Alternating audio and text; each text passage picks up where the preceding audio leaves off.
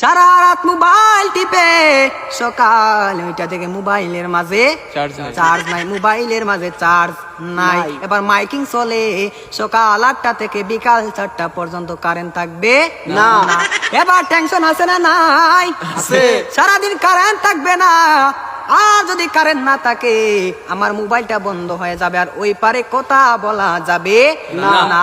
এবার ওই পার থেকে রাগ করবে কি করবে না?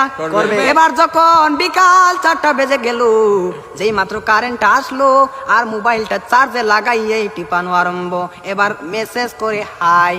এবার গিয়ে দেখে ওই পার থেকে ব্লক করে দিছে, ব্লক করে দিছে। এবার ছেলেটা তো টেনশনে আছে, হারে ব্লক করে দিল, আমাদের তো ভালোবাসা কোথায় গেল।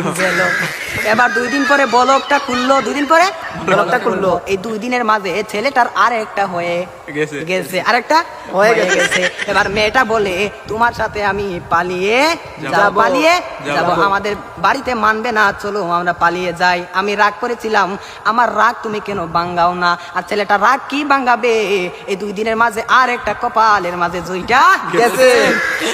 ওই মেয়েটা বলে চলো আমরা পালিয়ে যাই, ছেলে বলে চলো।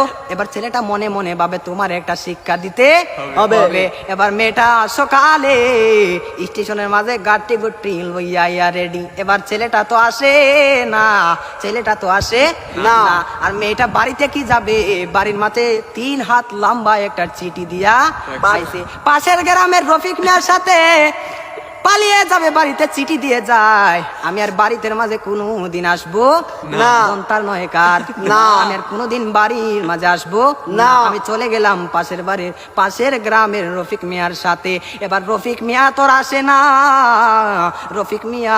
আসে না, এবার 1 ঘন্টা চলে যায়, 2 ঘন্টা চলে যায়, ছেলেটার মোবাইলে বন্ধ। মেয়েটা তো আর বুঝার বাকি হলো না, আমাকে চলে গেল ছাড়িয়ে, আমাকে ফাঁকি দিল। এখন তো মরা ছাড়া আর কোনো উপায় নাই। পরের দিন সকালে মাইকের মাঝে আওয়াজ শোনা যায়, সকলে পড়ে ইন্না লিল্লাহি ওয়া ইন্না ইলাইহি রাজিউন।